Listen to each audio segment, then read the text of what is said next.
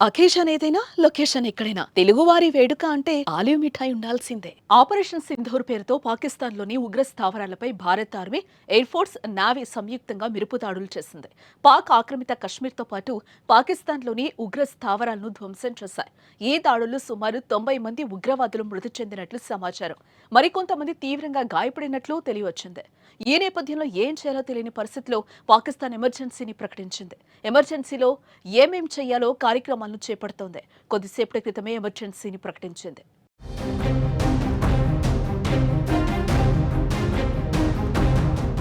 Operation Sindoor దాడి తర్వాత భారత్ సైనికులపై పాక్ సేనలు తిరగబడుతున్నాయి. ఈ ఘటనలో ఇరువైపులా ప్రాణ నష్టం జరిగినట్లుగా సమాచారం. రాత్రి జరిగిన ఆపరేషన్ సింధూర్కు ప్రతీకారంగా పాకిస్తాన్ ఎప్పుడు స్పందిస్తోంది? సరిహద్దులో ఉద్రిక్తత నెలకొంది.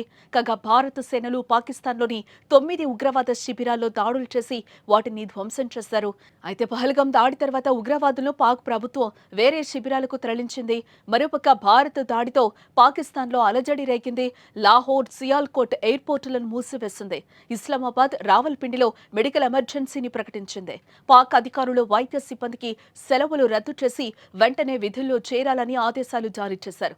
పాకిస్తాన్లోని ప్రధాన ఎయిర్పోర్టుల్లోనూ ఎమర్జెన్సీ ప్రకటించారు. ఇస్లామాబాద్, కరాచీ, లాహోర్, ముల్తాన్, స్కాడ్, ఫైసలాబాద్, పెషావర్ ఎయిర్పోర్టుల్లో పాక్ ప్రభుత్వం హై అలర్ట్ ను ప్రకటించింది. ఇస్లామాబాద్ ఇంటర్నేషనల్ ఎయిర్పోర్టును మూసివేయడంతో అక్కడకు చేరాల్సిన ఫ్లైట్స్ ను కరాచీకి మళ్లిస్తున్నారు. పాక్ గగనతలాన్ని పూర్తిగా మూసివేస్తున్నట్లు అధికారులు తెలిపారు. మరోపక్క ఎమర్జెన్సీ సమయంలో ప్రజలు ఎలా ఉండాలనే దానిపై అక్కడ ప్రజలకు శిక్షణ ఇస్తున్నారు. ఈ నేపథ్యంలో ఎక్కడికక్కడ అంబులెన్సులను పాకిస్తాన్ ప్రభుత్వం ఏర్పాటు చేస్తోంది.